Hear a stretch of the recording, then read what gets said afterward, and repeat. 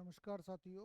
मैं Ganesh Sharma, deputy commissioner government of Rajasthan, आप सभी का एथिक एजुटेक में स्वागत करता हूं, अभिनंदन करता हूं। साथियों, आज बहुत दिनों बाद हम एक सीरीज चला रहे हैं स्टेट पॉलिटी की, राजस्थान की राज्य व्यवस्था की। स्टेट पॉलिटी राजस्थान से जुड़े हुए जो भी एग्ज़ाम्स हैं, चाहे वो आरएस का एग्ज़ाम्स हो, चाहे पुलिस सब इंस्पेक्टर का एग्जाम्स हो, स्कूल लेक्चरर का हो, कॉलेज लेक्चरर का हो, पटवारी ग्राम सेवक या किसी भी प्रकार के एग्जाम्स हो, सभी एग्जाम्स में बड़ी महत्वपूर्ण भूमिका अदा करता है। इससे जुड़े हुए जो सवाल हैं वो आपको बड़ी कभी कभार पेचीदगियाँ पैदा कर देते हैं, कभी कभार दिक्कतें पैदा कर देते हैं। तो सबसे पहले हम ये जानना चाहते हैं कि स्टेट पॉलिटी में आता क्या है। कारण क्या है कि मैंने कई सिलेबसों का आकलन किया। उस आकलन में मैं आपको बताऊं कि राजस्थान की पॉलिटी की बात करें, हम राजस्थान की पॉलिटी बेसिकली पॉलिटी केवल पॉलिटिकल एस्पेक्ट्स नहीं है, केवल सरकार से जुड़ा हुआ कोई मुद्दा नहीं है। पॉलिटिकल एस्पेक्ट्स के साथ में इसमें एडमिनिस्ट्रेटिव एस्पेक्ट्स भी आपके होना चाहिए। आप जब आपने ग्रेजुएशन किया होगा, बीए कर किया होगा, एमए किया होगा, बीए एमए के परीक्षाओं में भी आप कई किताबों से रूबरू हुए होंगे। उसमें जो एग्जाम्स के पॉइंट ऑफ व्यू से, जो सिलेबस के पॉइंट ऑफ व्यू से जो बात आती है, वो बातें नहीं आ पाती, उनका मटेरियल नहीं मिल पाता। इसलिए बच्चे एकेडमिक स्तर पर भी परेशान होते हैं। और हम कंपटीशन स्तर पर हम बात करें, ये जो हम मैटर लेकर आए हैं, आप बीए की परीक्षाओं में, आप एमए की परीक्षाओं में भी इस मटेरियल को यूज कर सकते हैं। तो सबसे पहले मैं आपको बताना चाहूँगा साथियों कि स्टेट पॉलिटी का हम एक तरीके से इंट्रोडक्शन करें, स्टेट पॉलिटी की हम बात करें तो सबसे पहले हम बात करें कि इसको हमने 5 यूनिट्स में बांटा है साथियों। 5 यूनिट्स हैं हमारी। जो स्टेट पॉलिटी की आप बात करेंगे कि स्टेट पॉलिटी में किस प्रकार से क्या क्या चीज़ें आती है। पहली यूनिट के रूप में हमने राज्य सरकार से जुड़ी हुई बातें कही है। राज्य सरकार हमारी पहली यूनिट है साथियों। राज्य सरकार इकाई 1 हमारी राज्य सरकार से जुड़ी हुई है। इकाई 1। दूसरी जो हमारी यूनिट्स है वो बेसिकली जुड़ी हुई है आपकी तृणमूल सरकार से। इकाई 2 है हमारी तृणमूल सरकार से जुड़ी हुई है। इकाई 2 तृणमूल सरकार। तृणमूल सरकार, इसको हम ग्रास रूट गवर्नमेंट भी कह सकते हैं साथियों। Grass root government. और ये जो हमारी है, हमारी स्टेट गवर्नमेंट हुई साथियों। ये दूसरी पहली यूनिट जो हुई है हमारी राज्य सरकार में, सरकार में स्टेट गवर्नमेंट की बात कर रहे हैं हम साथियों। इसमें स्टेट गवर्नमेंट पहली यूनिट हमारी स्टेट गवर्नमेंट्स की हो गई। दूसरी यूनिट हो गई हमारी तृणमूल सरकार की, ग्रास रूट गवर्नमेंट की। तीसरी हमारी हो गई स्वायत्त सरकार की। इकाई 3 में हमने इसमें लिया है स्वायत्त सरकार। ये ऐसी यूनिट्स हैं साथियों जो हम आपको बताएंगे कि यदि आपने ये तैयार कर लिया तो आप किसी भी एग्जाम्स में क्रैक कर सकते हैं, किसी भी एग्जाम्स को आप सोल्व कर सकते हैं। और सोल्व के साथ में आप अपने राजनीतिक जीवन में, प्रशासनिक जीवन में, शैक्षणिक जीवन में, जीवन के किसी भी क्षेत्र में आप इन बातों का उपयोग कर सकते हो, आपकी समझ पैदा हो सकती है। तो ये हमने तीसरी स्वायत्त सरकार के रूप में बात की। इसको हम कह सकते हैं ऑटोनोमस गवर्नमेंट। ऑटोनोमस गवर्नमेंट हो गई तीसरी। तीसरी इकाई के रूप में हमने ये लिया है। तो ये तो हुई हमारी कौन सी बातें हुई साथियों, ये हुई हमारी बेसिकली पॉलिटिकल एस्पेक्ट्स के संबंध में 3 यूनिट्स के रखी है। चौथा एस्पेक्ट हमारा एडमिनिस्ट्रेटिव सिस्टम का है। तो हमारा इकाई 4 जो हमने रखी है, इसमें इकाई 4 को हमने रखा है प्रशासनिक ढांचे के रूप में साथियों। प्रशासनिक ढांचा, इसको हम कहेंगे एडमिनिस्ट्रेटिव स्ट्रक्चर्स। एडमिनिस्ट्रेटिव स्ट्रक्चर्स के रूप में हमने रखा है, स्ट्रक्चर्स के रूप में आपको रखा है। और 5वीं यूनिट्स हम लेने जा रहे हैं इसमें गुड गवर्नेंस, जो आजकल बहुत महती आवश्यकता हो गई है। सरकार मिनिमम गवर्नमेंट मैक्सिमम गवर्नेंस की बात करती है। तो 5वीं यूनिट्स में हमने क्या ले रहे हैं इसमें, 5वीं यूनिट्स के रूप में हम लेते हैं साथियों इसमें गुड गवर्नेंस से जुड़ी इकाई। इकाई 5 में हम गुड गवर्नेंस ले रहे हैं साथियों, गुड गवर्नेंस, गुड सुशासन बोलते हैं हिंदी में इसको, सुशासन भी हम कह सकते हैं साथियों।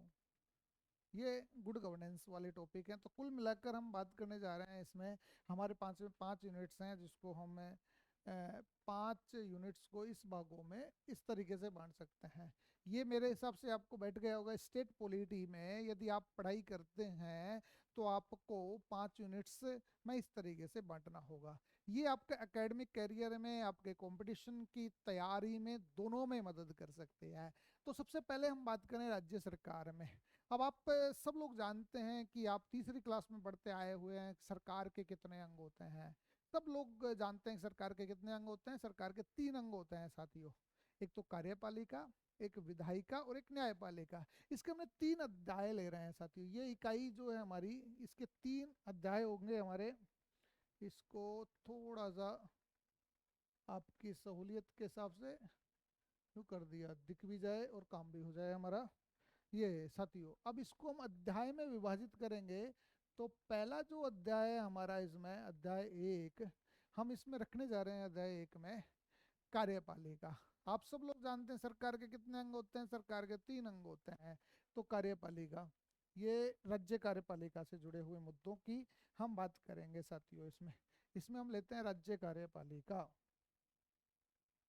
हाँ जी साथियों, आप राज्य कार्यपालिका के संबंध में इसको देखेंगे। इसमें आएगी हमारी राज्य कार्यपालिका। राज्य कार्यपालिका आपको बैठ गया होगा समझ में। स्टेट एग्जीक्यूटिव क्या काम करती है? स्टेट एग्जीक्यूटिव, स्टेट एग्जीक्यूटिव कानूनों का क्रियान्वयन करती है, कानूनों को लागू कराती है, अनेक्ट द लॉज। दूसरा क्या काम करती है? नीतियाँ बनाती है, योजनाएं बनाती है, कार्यक्रम बनाती है और उनको लागू कराने का कामकाज करती है। साथ ही जो विधायिका द्वारा निर्मित कानून है, उन कानूनों को भी क्या करती है? उन कानूनों को लागू कराने का कार्य करती है। तो समझे कि नहीं समझे आप मेरी बातों को बहुत अच्छी तरीके से समझ गए होंगे। तो स्टेट कार्यपालिका का काम यह है। दूसरा अध्याय हमारा क्या है साथियों? अध्याय 2 हमारा बेसिकली राज्य विधायिका का है, राज्य विधायिका का। इसको क्या बोलते हैं? State legislative. क्या बोलेंगे साथियों इसको? स्टेट लेजिस्लेटिव बोलेंगे। इस स्टेट लेजिस्लेटिव क्या काम करती है? स्टेट लेजिस्लेटिव बेसिकली आपका कानूनों का निर्माण का कार्य करती है। कानूनों को निर्माण के बाद में जो यहाँ से विधायक होंगे, वो विधायक क्षेत्रीय मुद्दों को सरकार को अवगत कराने का कामकाज करती है। 2 बेसिकली काम इसके ये हो गए। तो दूसरा हमारा राज्य विधायिका हो गई साथियों। तीसरा हमारा क्या हुआ? तीसरा जो अध्याय है हमारा है राज्य न्यायपालिका। राज्य न्यायपालिका के बारे में हम देखेंगे। राज्य न्यायपालिका, राज्य न्यायपालिका, ये राज्य न्यायपालिका क्या हुआ? स्टेट जुडिशियरी हुई साथियों, स्टेट जुडिशियरी। अब ये स्टेट जुडिशियरी क्या करेगी? ये स्टेट जुडिशियरी आपका न्याय देने का कार्य करेगी, ये कानूनों की व्याख्या करने का कामकाज करेगी। ये 3 अध्याय हमारे स्टेट गवर्नमेंट से जुड़े हुए अध्याय हैं। अब इन अध्यायों के बाद में चौथा अध्याय हम ग्रास रूट गवर्नमेंट का लेते हैं साथियों। आजकल एक नया कॉन्सेप्ट चला है, सरकार मतलब ग्रास रूट तक पहुंच गई है। सरकार हमारे मतलब अंतिम व्यक्ति तक पहुंच गई है। अब एक अंतिम व्यक्ति भी सरकार की भूमिका अदा करने लगा है। तो कैसे अदा करने लगा है, इस चीज को हमें जानने की आवश्यकता है। तो तृणमूल सरकार की हम बात करें तो इसका अध्याय 4 हमारा होगा। इसमें जब हम आपको डिस्क्रिप्टिवली पढ़ाएंगे तो अध्याय 4 होगा हमारा पंचायती राज संस्थाओं का। पंचायती राज संस्थाएं हमारे अध्याय 4 का विषय होगी साथियों। पंचायती राज संस्थाएं,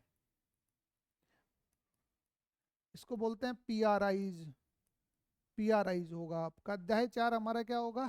पंचायती राज संस्थाओं का होगा। ये पंचायती राज संस्थाएं कैसे काम करते हैं, किस तरीके से करते हैं, गठन कैसे होता है, इनका विस्तृत अध्ययन हम जब अध्याय पढ़ेंगे तब उसमें हम देखेंगे। अध्याय 5 जो है हमारा, अध्याय 5 है हमारा शहरी स्थानीय निकायों का साथियों। शहरी स्थानीय निकाय, शहरी स्थानीय निकायों का, शहरी स्थानीय निकाय, इसको शहरी स्थानीय निकायों को हम क्या बोलते हैं अंग्रेजी में? Urban local bodies. Urban local bodies ULBs का है साथियों। इसमें यूएलबीज क्या काम करता है, कैसे काम करता है। और अध्याय 6 की हम बात करें साथियों, अध्याय 6 है हमारा। आजकल एक नया कॉन्सेप्ट आ गया है, एक सबके लिए और सब एक के लिए। तो इसके लिए एक कॉन्सेप्ट आया है सहकारी संस्थाओं का, कोऑपरेटिव इंस्टीट्यूशंस का। हमारा 6ठा अध्याय होगा सहकारी संस्थाओं का साथियों। सहकारी संस्थाएं, कोऑपरेटिव इंस्टीट्यूशंस, सीआईज, सीआईज का हो गया।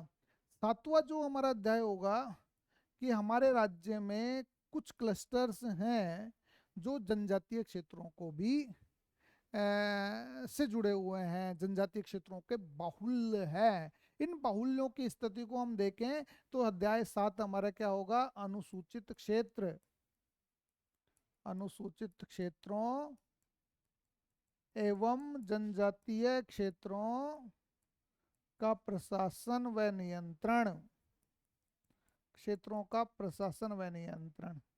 ये भी तृणमूल हो गया, जनता से जुड़ा हो गया। इनका कैसे नियंत्रण किया जाता है, कैसे प्रशासन किया जाता है, इन चीज़ों को हम आपके देखेंगे। Scheduled areas and tribal areas में किस प्रकार से एडमिनिस्ट्रेशन होता है, किस प्रकार से इनका कंट्रोल किया जाता है, ये हमारे 7वें अध्याय में होगा। ये बात आपको समझ में आ गई होगी। पहला अध्याय आपका समझ में आया। पहला अध्याय आपका किसका है साथियों? पहला अध्याय है आपका राज्य सरकार का, राज्य सरकार में कार्यपालिका का। दूसरा किसका है? विधायिका का। तीसरा किसका है? न्यायपालिका का। चौथा किसका है? पंचायती राज संस्थाओं का। पांचवा किसका है? नगरीय निकायों का। छठा किसका है? सहकारी संस्थाओं का। सातवां किसका है? आपका शेड्यूल्ड एरियाज और ट्राइबल एरियाज का प्रशासन का। ये बात यदि आपके दिमाग में बैठ गई है तो आपको आसानी से, जब हम विस्तृत अध्ययन कराएंगे तो आपको आसानी से समझ में आ जाएगी। हमें पता तो हो जाती हो कि स्टेट पॉलिटी में आता क्या है। यदि जिस दिन ये बात पता हो गई उस दिन हमारा काम हो जाएगा। आपको स्टेट पॉलिटी में दिक्कत कहीं नहीं आएगी साथियों। तो हम बात करने जा रहे थे तृणमूल सरकार की, दूसरी इकाई की बात करने जा रहे थे। अब एक हमारे देश में कुछ ऐसी संस्थाएं भी हैं साथियों जो न तो राज्य सरकार में आती है, न तृणमूल सरकार में आती है। इनके निर्णय ना तो राज्य सरकार पर प्रभावी होते हैं और ना ही ये इनके ऊपर प्रभावी होते हैं। तो से कौन सी सरकार हुई साथियों? ये हुई ऑटोनोमस बॉडी, राज्य की ऑटोनोमस बॉडी है। तो राज्य की ऑटोनोमस बॉडी कौन सी होगी? इसमें हम पहली बॉडी के रूप में अध्याय 8 में लेंगे संवैधानिक निकाय, राज्य के कॉन्स्टिट्यूशनल बॉडी, संवैधानिक निकाय। हाँ, अब ये संवैधानिक निकाय कौन से हुए? कॉन्स्टिट्यूशनल बॉडी जो हमारे संविधान में है, चाहे आपके आरपीएससी हो, चाहे आपके वित्त आयोग हो, चाहे आपके इलेक्शन कमीशन हो, चाहे आपके एमपीसी हो, चाहे आपके डीपीसी हो, ये सारे के सारे निकाय हमारे कॉन्स्टिट्यूशनल बॉडी से जुड़े हुए हैं। अब दूसरा हमारा अध्याय 9 कौन सा है? अध्याय 9 में हम लेंगे साथियों, अध्याय 9 में हम लेंगे वैधानिक निकाय। वैधानिक निकाय, ये वैधानिक निकाय कौन से हैं? जो राज्य विधानमंडल द्वारा या संसद द्वारा पारित कानूनों के अंतर्गत बनाए गए हों। ये कौन कौन से हो सकते हैं? ये लोकायुक्त के रूप में हो सकते हैं, राज्य महिला आयोग के रूप में हो सकते हैं, राज्य मानवाधिकार आयोग के रूप में हो सकते हैं, बाल अधिकार संरक्षण आयोग के रूप में हो सकते हैं, समाज कल्याण बोर्ड के रूप में हो सकते हैं, अल्पसंख्यक आयोग के रूप में हो सकते हैं। बहुत सारे बहुतेरी संस्थाएं हैं जो ये कामकाज करती है साथियों। और तीसरा अध्याय 10 में हम कौन से लेंगे? अध्याय 10 में हम स्वतंत्र निकाय लेंगे, राज्य के प्रमुख स्वतंत्र निकाय, आईआरसीज, इंडिपेंडेंट रेगुलेटरी कमीशंस। जो अमेरिका में हुआ करता था आईआरसीज, उसी तरीके से हमारे देश में भी कुछ राज्य में भी स्वतंत्र निकाय हैं। तो ये स्वतंत्र निकाय कौन कौन से हुए? ये स्वतंत्र निकाय कंपनी के रूप में हो सकते हैं, ये स्वतंत्र निकाय आपके निगम के रूप में हो सकते हैं, ये स्वतंत्र निकाय बोर्ड के रूप में हो सकते हैं, ये स्वतंत्र निकाय न्यास के रूप में हो सकते हैं, ये स्वतंत्र निकाय आपकी संस्था के रूप में हो सकते हैं। ये बहुत सारे स्वतंत्र निकाय हैं जिनके बारे में भी हम चर्चा करेंगे। बेसिकली ये चर्चाएं हमारी कौन सी है? ये चर्चाएं हमारी स्टेट पॉलिटी के एस्पेक्ट से है, स्टेट पॉलिटी के एस्पेक्ट से हैं, तो इनको हम देख रहे थे। और देखने के बाद में पॉलिटिकल एस्पेक्ट्स यहाँ खत्म होता है, अब हम एडमिनिस्ट्रेटिव एस्पेक्ट्स के रूप में जाते हैं। तो एडमिनिस्ट्रेटिव एस्पेक्ट्स में जब हम जाते हैं तो अध्याय 11 हमारा होगा एडमिनिस्ट्रेटिव में, कि सरकार कैसे चलती है, सरकार को चलाने वाला एक स्थायी ढांचा किस प्रकार कामकाज करता है। तो इसमें हम राज्य की सचिवालय व्यवस्था की बात करेंगे, हम सेक्रेटेरिएट सिस्टम ऑफ स्टेट्स की बात करेंगे। इसमें सेक्रेटेरिएट सिस्टम ऑफ स्टेट, तो सचिवालय व्यवस्था क्या काम करती है, नीतियों का निर्माण करती है, प्रशासनिक विभाग होते हैं, प्रशासनिक विभाग कैसे काम करते हैं, इन सब चीज़ों के बारे में हम बात करेंगे। हम बात करते हैं हम नेक्स्ट टॉपिक पे, अध्याय 12 में जो नीतियों को लागू कराने का कामकाज करते हैं। कौन सी है, निदेशालयी व्यवस्था। निदेशालयी व्यवस्था कह दो, आजकल इसको आयुक्तालयी व्यवस्था भी कह सकते हैं साथियों, कमिश्नरेट सिस्टम भी हम कह सकते हैं। तो ये आयुक्तालय व्यवस्था कैसे काम करती है, ये क्षेत्रीय प्रशासन और प्रशासनिक विभाग के मध्य एक सेतु का कामकाज करती है और धरातल पर योजनाओं को लागू कराने का कामकाज करती है, जिसको हम आज देखेंगे कि कैसे किस तरीके से कामकाज करती है। फिर हम बात करते हैं कि जिसको दुनिया जानती है, जिसके लिए आप लालायित हैं एडमिनिस्ट्रेटिव सिस्टम में जाने के लिए, तो हम एडमिनिस्ट्रेटिव सिस्टम बेसिकली कोई सिस्टम नहीं है, बेसिकली राजस्व विभाग को हमने क्या दे रखा है कि जबरदस्त पावर दे रखी है कि वो सभी विभागों पर कंट्रोल करेगा। रेवेन्यू डिपार्टमेंट्स क्या करेगा, सभी विभागों पर करेगा। तो इसलिए हमने राजस्व प्रशासन एक अलग व्यवस्था के रूप में हम आपको यहाँ पढ़ाएंगे। रिवेन्यू एडमिनिस्ट्रेशन पढ़ाएंगे, जिसमें पटवारी से लेकर राजस्व बोर्ड तक के सारे कामकाज किस तरीके से किए जाते हैं, कौन कौन से पदाधिकारी होते हैं, कानून में क्या व्यवस्था की गई है, इनके लिए बिजनेस रूल्स क्या हैं, इनको हम देखेंगे। फिर दूसरा काम है हमारा एनफोर्समेंट करने का, कानूनों को लागू कराने का कार्य है। ये कानूनों को लागू कौन कराता है साथियों, कानूनों को लागू कराते हैं हमारे एनफोर्समेंट डिपार्टमेंट्स। एनफोर्स डिपार्टमेंट्स को सामान्य भाषा में हम पुलिस प्रशासन कह सकते हैं साथियों। पुलिस प्रशासन, ये पुलिस प्रशासन जो पुलिसिया सिस्टम है हमारा, कांस्टेबल से डीजीपी का, इसके अलावा भी पुलिसिया सिस्टम में हम बाट माप एनफोर्समेंट को मान सकते हैं, हम आपके फूड सेफ्टी एनफोर्समेंट को मान सकते हैं, ड्रग एनफोर्समेंट को मान सकते हैं, रोड सेफ्टी एनफोर्समेंट को मान सकते हैं। ये सारे एनफोर्समेंट या फॉरेस्ट एनफोर्समेंट हो सकता है, इन चीज़ों को हम पढ़ेंगे साथियों। अध्याय 15 जो हमारा होगा, अध्याय 15 हमारे विकास प्रशासन से जुड़ा हुआ होगा साथियों।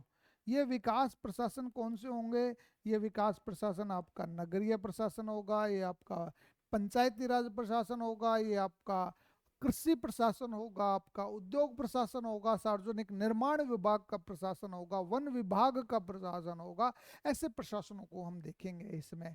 तो ये हमारी चौथी इकाई प्रशासनिक ढांचे के रूप में आती है। अब हम बात करते हैं साथियों गुड गवर्नेंस की, जो पांचवी इकाई है हमारी गुड गवर्नेंस की। आप सब लोग जानते हैं कि सरकार गुड गवर्नेंस के लिए कामकाज कर रही है, सरकार सोशल जस्टिस के लिए कामकाज करती है, सरकार एक फैसिलिटेटर की भूमिका अदा करती है। तो आखिर गुड गवर्नेंस में क्या क्या चीज़ें आती है, तो हमारा ये टॉपिक काफ़ी बड़ा ज़बरदस्त है और ये टॉपिक आपको कहीं भी किसी भी किताबों में नहीं मिलेगा। ये हम जो आपको पढ़ाएंगे उसमें आपको मिलेगा, इसलिए इसको अच्छी तरीके से आप पढ़िएगा, आपको पता लगेगा कि गुड गवर्नेंस होता क्या है। जो हमारे टॉपिक्स हैं गुड गवर्नेंस के कौन कौन से आयाम हैं, अध्याय 16 के रूप में हम क्या ले रहे हैं साथियों, अध्याय 16 के रूप में हम गुड गवर्नेंस के आयामों को ले रहे हैं।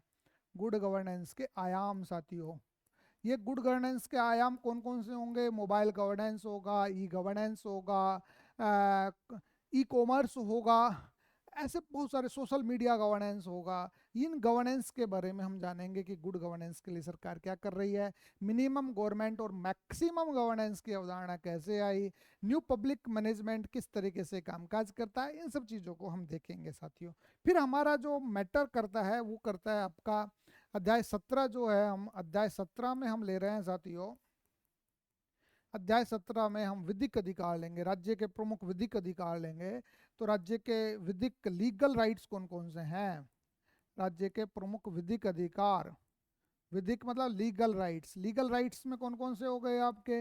लीगल राइट्स में आपके आईटी एक्ट हो गया 2000 का, आपका आरटीआई एक्ट हो गया 2005 का, आपका Rajasthan public service guarantee act 2011 का हो गया, आरपीएसजी एक्ट, आपका राइट टू हियरिंग एक्ट हो गया, आरटीएच एक्ट 2012 का, आपके राजस्थान अकाउंटेबिलिटी एक्ट 2023 में या 24 में जो प्रस्तावित था वो हो गया। इसके अलावा आपके सिटीजन चार्टर्स के मार्फत हुए, आपके विसल ब्लोअर एक्ट हुआ, आपका प्रिवेंशन ऑफ करप्शन एक्ट हुआ, आपका आपका बेनामी ट्रांजैक्शंस एक्ट हुआ, आपका आपका सेंट्रल विजिलेंस कमीशन एक्ट हुआ, आपका आपका लोकपाल और लोकायुक्त कानून 2013 हुआ। ये बहुत सारे कानूनों को हम पढ़ेंगे, इससे जुड़ी हुई धाराएं आपसे पूछी जाएगी और ये किस तरीके से कामकाज करता है, ये आजकल के जबरदस्त ज्वलंत मुद्दों के रूप में सवाल आने लगे हैं। और दूसरा अध्याय 18 जो होगा हमारा, ये लोक नीतियों से जुड़ा होगा। सरकार कैसे काम करती है, तो राज्य की लोक नीतियों के रूप में हम अध्याय 18 को देखेंगे साथियों। अध्याय 18 लोक नीतियाँ। ये लोक नीतियाँ कौन कौन सी हैं? आपकी सोलर एनर्जी पॉलिसी हो सकती है, आपकी इंडस्ट्रियल डेवलपमेंट पॉलिसी हो सकती है, या आपकी विंड एनर्जी पॉलिसी हो सकती है, बायोमास एनर्जी पॉलिसी हो सकती है, सीएनजी पॉलिसी हो सकती है, हाइब्रिड इलेक्ट्रिकल पॉलिसी हो सकता है। ऐसे बहुत सारी पॉलिसीज राज्य सरकार बनाती है। उन सरकार वो सरकारें क्या करती है, पॉलिसी के अकॉर्डिंग मिशंस बनाते हैं, स्कीम्स बनाते हैं, कार्यक्रम्स बनाते हैं। उन सब पॉलिसीज के बारे में यहाँ चर्चा करेंगे, क्योंकि आजकल के आयामों में ये सारी बातें आती है। तो ये हमारे टॉपिक्स होंगे जिन पर हम बात करने जा रहे होंगे। मेरे हिसाब से आप एक बार स्क्रीनशॉट्स देख सकते हैं, ले लीजिए। इन 18 अध्यायों पर हम बारीकी से चर्चा करने वाले हैं, और बारीकी से चर्चा करने वाले हैं तो हमारे इन अध्यायों में विशेष क्या होगा, इन सब चीज़ों को हमें देखना है। तो नेक्स्ट टॉपिक्स के रूप में हम, नेक्स्ट बातों के रूप में हम लेंगे, तो हम आपको बताना चाहेंगे कि किस तरीके से ये कामकाज करता है साथियों। तो हम बात करने जा रहे हैं कि जो हमारा पढ़ाने का तरीका होगा वो कैसा होगा साथियों। ये सबसे पहले बात ये है कि जो हमारे एथिका एजुटेक्स जो हमारा यूट्यूब चैनल है उससे हम बातचीत कर रहे हैं, और ये हमारे पढ़ाने के तरीके बताएगा कि हम कैसे पढ़ाएंगे आपको, किस तरीके से आपको पढ़ना चाहिए। इसमें हमने स्पेशली फोकस आपके किया है। फोकस क्या किया है, उन चीज़ों पर हमें बात करनी है। तो सबसे पहले हम बात करें कि संवैधानिक आयामों की, संवैधानिक आयामों की हम बात करें साथियों, तो इन चीज़ों को हम देखें। हाँ,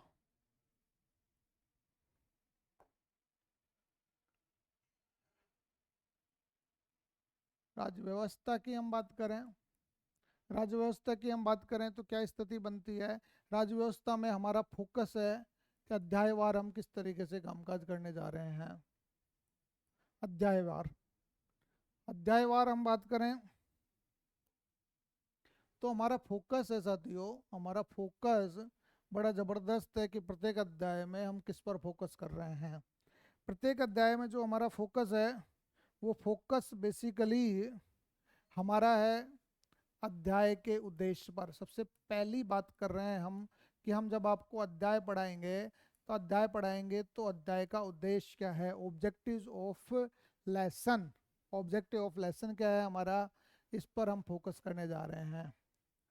ऑब्जेक्टिव ऑफ लेसन, जब कोई भी टॉपिक हम पढ़ाएंगे तो हमारे दिमाग में ये रहना चाहिए कि इसको पढ़ने के बाद में हमारी क्या स्थितियाँ होंगी। दूसरा हमारा फोकस रहेगा कॉन्स्टिट्यूशनल प्रोविजंस, संवैधानिक प्रावधान पर हमारा फोकस है। संवैधानिक प्रावधान पे हम एक मोटी मोटी जानकारी आपको बताएंगे कि कौन से भाग में क्या है, किस तरीके से कामकाज करता है। कॉन्स्टिट्यूशनल प्रोविजन पर हम फोकस करने जा रहे हैं, कॉन्स्टिट्यूशनल प्रोविजन पर। तीसरी हम बात करने जा रहे हैं इसमें कॉन्स्टिट्यूशनल प्रोविजंस के बाद में हमारा फोकस है टॉपिक के विश्लेषण पर साथियों। हमारा प्रत्येक टॉपिक के विश्लेषण पर फोकस है, एनालिसिस हम करेंगे। और ये एनालिसिस जो होगा हमारा किस रूप में होगा, ये एनालिसिस होगा हमारा साथियों क्या, क्यों और कैसे के रूप में। क्या, क्यों और कैसा के रूप में हमारा एनालिसिस होगा। कोई भी टॉपिक होगा वो क्या है, क्यों है और कैसे है।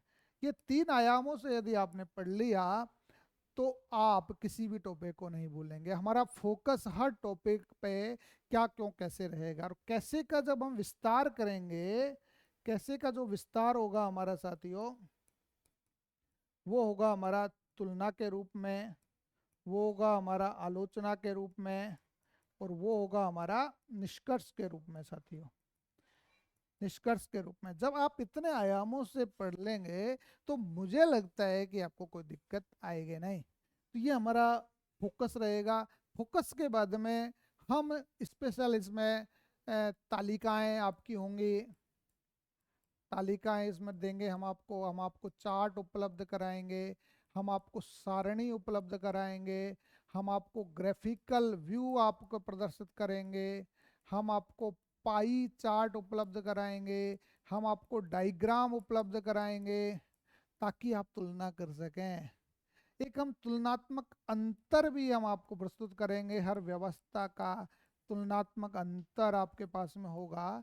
तो आप क्या करेंगे, आपको आसानी से समझ में आ जाएगी। स्पेशल बॉक्स होंगे कुछ इसमें, हम आपको स्पेशल बॉक्स के माध्यम से आपको बताएंगे जो एग्जाम्स की दृष्टि से काफ़ी महत्ता रखते होंगे। ये हमारे पढ़ाई की स्ट्रेटेजी होगी। और चौथा होगा हमारा कि जब आप पढ़ लेंगे, पढ़ने के बाद में अध्याय सार, जो लेसन का आप ब्रीफ पढ़ पाएंगे यहाँ पे हमारे पास में। लेसन ब्रीफ जो होगा, जो पूरे अध्याय का सार होगा, चलते चलते पढ़ ले रे भैया, उस तरीके के रूप में हम चलेंगे। चलते चलते पढ़ो आप, और पढ़ने के बाद में केवल वही पढ़ गए आपका एग्जाम्स क्रैक हो जाएगा। और यही नहीं, हम आपको आगे जो व्यवस्थाएं करने जा रहे हैं साथियों, वो व्यवस्थाएं करने जा रहे हैं परीक्षोपयोगी प्रश्नों की। परीक्षोपयोगी प्रश्न आपके होंगे। ये परीक्षोपयोगी प्रश्न हमारे दो प्रकार के होंगे आपके। एक तो निबंधात्मक प्रश्न होंगे और एक आपके वस्तुनिष्ठ प्रश्न होंगे। इन पर हम चर्चा करेंगे। तो सबसे पहले हम बात करने जा रहे हैं साथियों अध्याय के उद्देश्यों की। साथियों, आप जब पढ़ाई करते हैं ना, तो पढ़ाई करते हैं तो आपका एक उद्देश्य होता है कि हम क्यों पढ़ रहे हैं।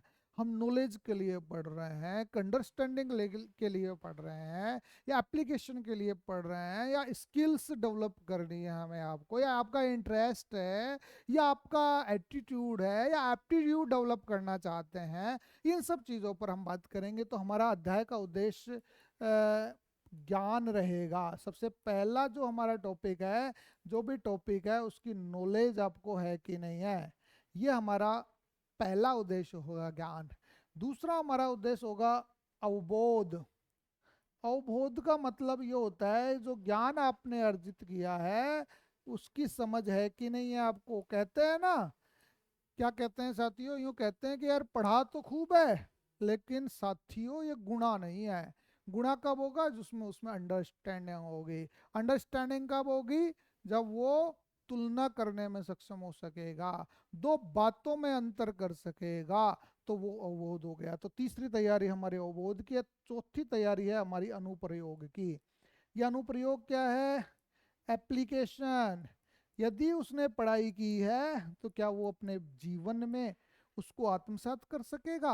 जो टॉपिक है जिसको दिया गया है, क्या वो अपने शब्दों में अभिव्यक्त कर सकेगा, लिखित रूप में, मौखिक रूप में यदि अभिव्यक्त कर सकता है तो अनुप्रयोग हो सकता है। अभी तक तो आप अनुप्रयोग साइंस में पढ़ा करते थे, लेकिन आज हम आपको पॉलिटिकल साइंस में भी पढ़ना बताएंगे कि अपने जीवन में अपने शब्दों में अभिव्यक्त कर देगा वो व्यक्ति सही मायने में अप्लाइड होगा।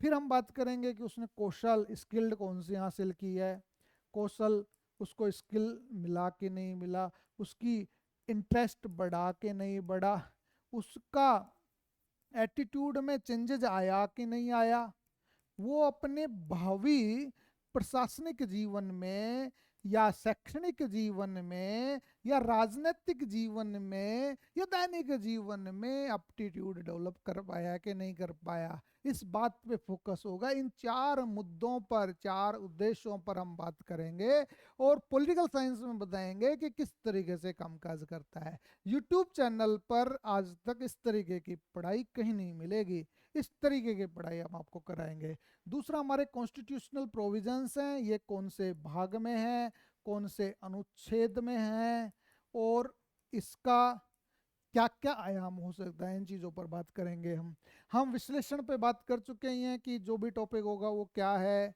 क्यों है और कैसे है, और उसकी तुलना कोई दूसरी व्यवस्थाओं के साथ में, आप करंट एस्पेक्ट्स के साथ में, करंट इश्यूज के साथ में, उसके आलोचना, उसके दूसरे आयाम होंगे, ड्रॉबैक होंगे, प्रोज के साथ में कॉन्स होंगे, गुण के साथ में दोष होंगे, लाभ के साथ में हानि होगी, मेरिट के साथ में डिमेरिट होंगे, उन पर हम चर्चा कर पाएंगे। इन सब चीज़ों को हम बात करेंगे। फिर उसके बाद में एक बैलेंस्ड कंक्लूजन की ओर जाएंगे कि ये मुद्दे हैं, इन मुद्दों का समाधान कैसे किया जा सकता है और इसका ओवरऑल कंक्लूजन क्या हो सकता है। इन चीज़ों पर हम बातचीत करेंगे साथियों। फिर हम बात करें कि तालिकाएं हमारी कंसर्न, इसमें जब विश्लेषण करेंगे तो ये तालिकाएं आएंगी आपकी पावर पॉइंट प्रेजेंटेशन के माध्यम से, बेहतर तरीके से हम बात करेंगे। सार आपका बता दिया। परीक्षा उपयोगी प्रश्नों की मैं बात करूं साथियों, हम बात करेंगे वस्तुनिष्ठ प्रश्नों की, क्योंकि अधिकांश बच्चे ऑब्जेक्टिव एग्जाम्स की तैयारी कर रहे हैं, और ये ऑब्जेक्टिव एग्जाम्स की तैयारी कर रहे हैं तो जो प्रश्न होंगे हमारे, प्रश्न क्या होगा कि नॉलेज लेवल के प्रश्न कितने होंगे, आपके अंडरस्टैंडिंग लेवल के कितने होंगे, एप्लीकेशन लेवल के कितने होंगे, कौशल स्किल्ड से जुड़े हुए कितने होंगे, इन पर हम चर्चा करेंगे। तो चर्चा करेंगे तो इन चीज़ों को उसी प्रकार के प्रश्न बनेंगे। हमारे प्रश्नों की जो प्रकृति होगी, हमारे मौलिक प्रश्न होंगे, स्टैंडर्ड्स होंगे, आयोग या बोर्ड के मानकों के अनुरूप होंगे।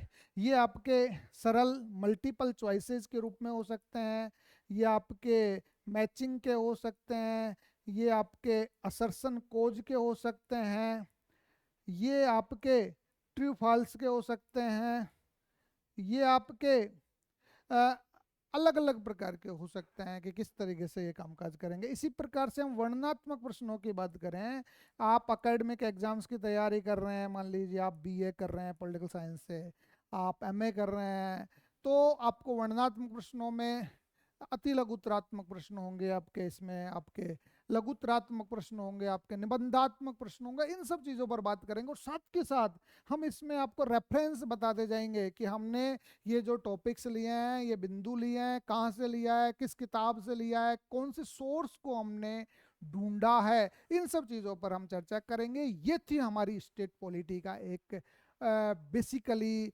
विषय सूची, जिसमें हम आपको पढ़ाने के तरीके बता रहे थे, हम आपको हमारा एनालिसिस बता रहे थे कि स्टेट पॉलिटी के 18 अध्याय किस किस से जुड़े हुए हैं। तो कैसा लगा आपको हमारा एनालिसिस, जरूर बताइएगा, और देखते रहिएगा एथिका एजुटेक, क्योंकि ये लेकर आया आपका स्टेट पॉलिटी का बहुत बड़ा ज्ञान का सागर। देखते रहिएगा एथिका एजुटेक। नमस्कार, आभार आपको।